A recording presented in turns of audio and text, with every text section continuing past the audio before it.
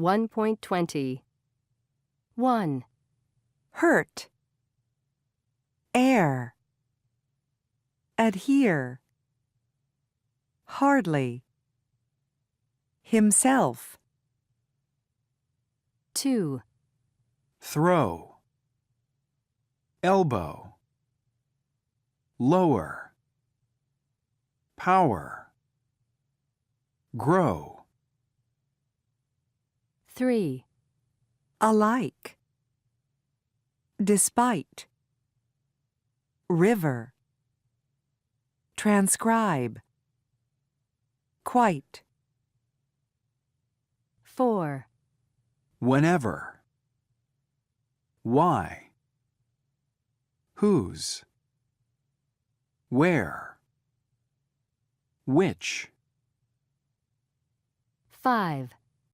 Jealous, journalist, reject, job, enjoy. 6. Change, achieve, machine, catch, charge. 7. Salary, satisfying, spontaneous, synonym, sure. 8. Awful, saw, flaw, drawback, law. 9. Short, corner, work, ignore, reporter. 10. Firm, dirty, third, T-shirt, require. 1.21. 1. From the age of about 7 till I was 16, I went to an all-girls school in Connecticut. 2. When I was little, and actually still now, I was absolutely terrified of spiders. 3.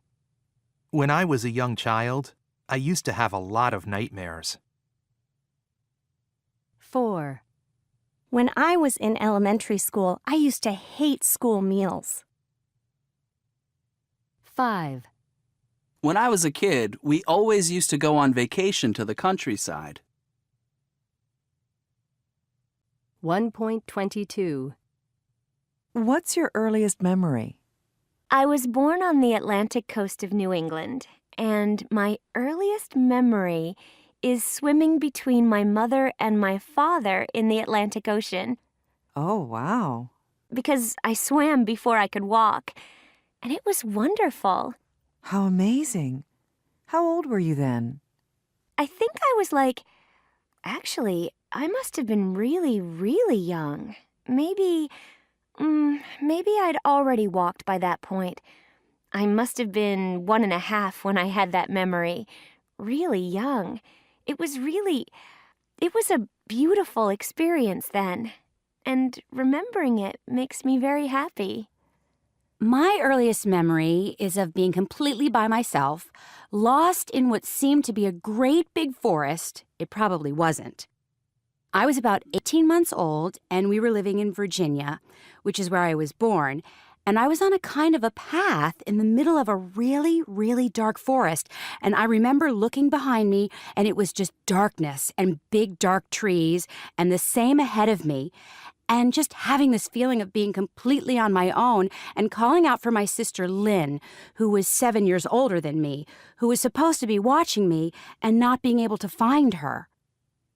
I guess I was about 3 or maybe 4, and I remember sitting on my father's shoulders, and we were going to the zoo, and there was an elephant, and the elephant took my ice cream. I remember it was 1966, and I was sitting at a bus stop with my grandmother, and I'd been given a brand new dime. It was brand new. It was so shiny, and it was beautiful. And I remember deciding then and there that this was going to be my earliest memory. I was going to remember this day in 1966 when I was sitting there with this brand new dime. And then I remember the bus came, and when we went to get on, my grandma was a dime short. So that was the end of my dime. One of my very earliest memories is pulling away in a car, looking out of the window, seeing our dog Sam through a window, whimpering and looking really sad, like he was already missing us. We were basically having to say goodbye to Sam because we were moving to an apartment where they didn't allow dogs. So we were having to say goodbye to him, and it was very sad. He was like whining and whimpering in his new home, and we were pulling away. It was horrible. 1.23. Are our first memories reliable, or are they always based on something people have told us? What age do most people's first memories come from? John Fisher has been reading a fascinating new book about memory by Professor Dryisma called How Memory Shapes Our Past, and he's going to answer these questions for us and more. Hello, John. Hello. Let's start at the beginning. At what age do first memories generally occur? Well, according to both past and present research, 80% of our first memories are of things that happened to us between the ages of 2 and 4. It's very unusual to remember anything that happened before that age. Why is that? There seem to be two main reasons, according to Professor Dryisma.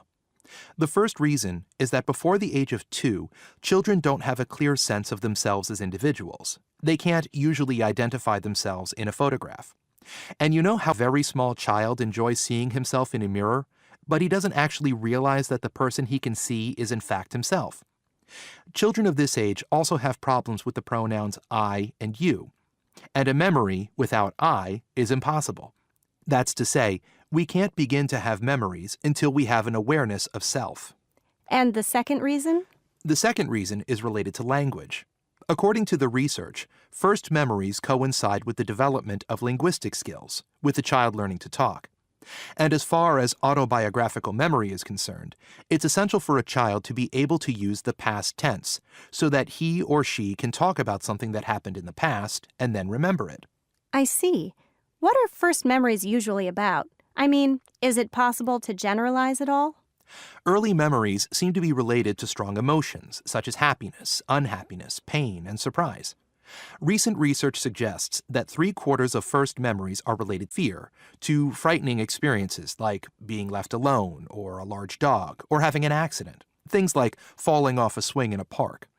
And of course this makes sense, and bears out the evolutionary theory that the human memory is linked to self-preservation.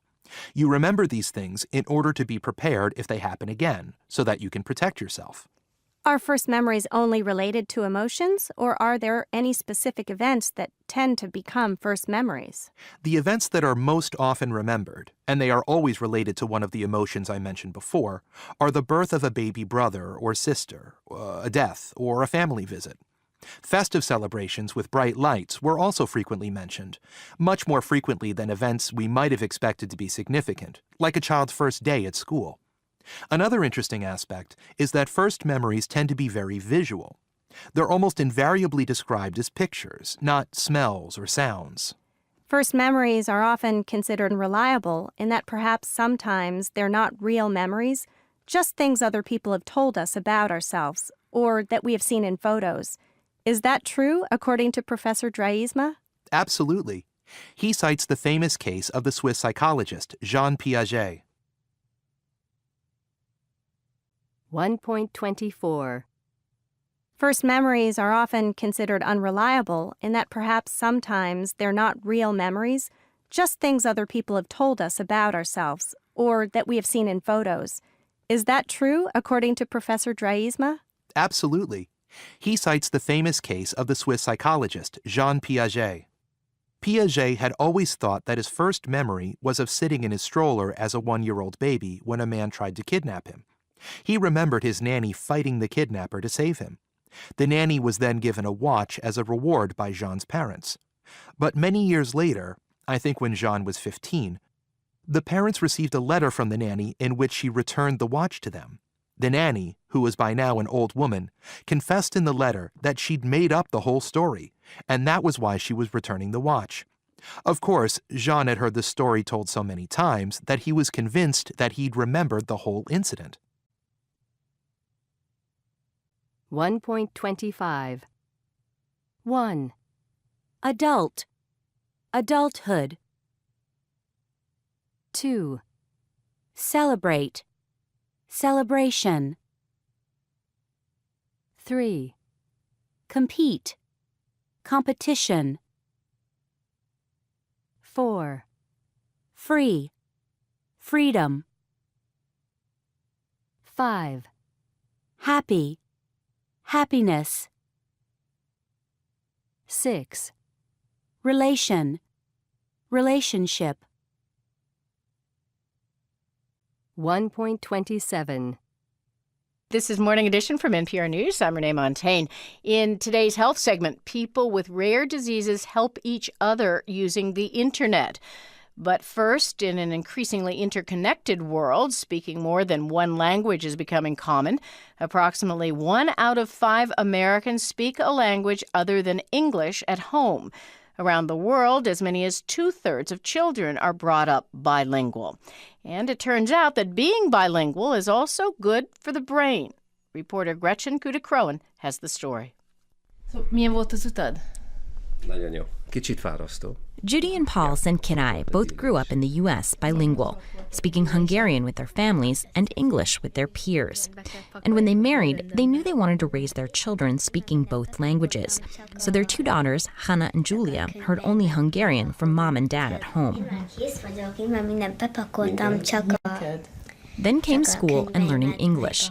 Judy recalls Hannah's first few months with the new language. When she did go to preschool, that accent was very thick. She's counting like 1, 2, 3, and by the time maybe 4 or 5 months went by, she was totally gone. Most people were supportive, but not everyone. Judy's husband Paul recalls an uncomfortable confrontation Judy once had in a local grocery store. I remember one time you came home and you said this one lady was, well, when's she going to learn English? It's like, well, when she goes to school, she'll learn English. The Zenkirais say that people often ask them if their kids got confused or if they fell behind in school.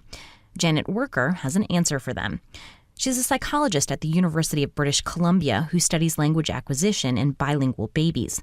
Worker says that the idea that children exposed to 2 languages from birth become confused or that they fall behind is a common misconception. Growing up bilingual is just as natural as growing up monolingual. There's absolutely no evidence that bilingual acquisition leads to confusion, and there's no evidence that bilingual acquisition leads to delay. Worker and other researchers say the evidence to the contrary is actually quite strong.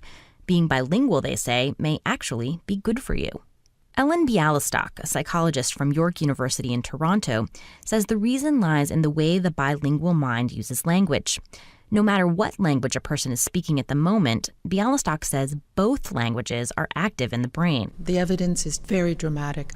Even if you're in a context that's utterly monolingual, where you think there's absolutely no reason to think about Chinese or Spanish or French, it is part of the activated network that's going on in your brain. This means bilinguals have to do something that monolinguals don't do. They have to keep the 2 languages separate.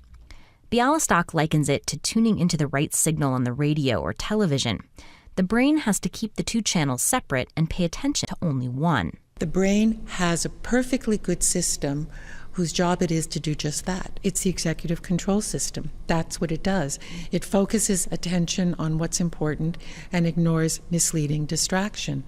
Therefore, for a bilingual, every time you open your mouth to speak, you recruit this executive control system. It's always used in every sentence you utter. That's what makes it strong. Bialystok says that constantly engaging this executive control function is a form of mental exercise, and some researchers, including herself, believe that this can be beneficial for the brain. Bilingual speakers have been shown to perform better on a variety of cognitive tasks, and one study Bialystok did found that dementia set in 4 to 5 years later in people who spent their lives speaking 2 languages instead of 1. They can get a little extra mileage out of these cognitive networks because they have been enhanced throughout life. And the advantages of bilingualism may be due to more than just mental fitness.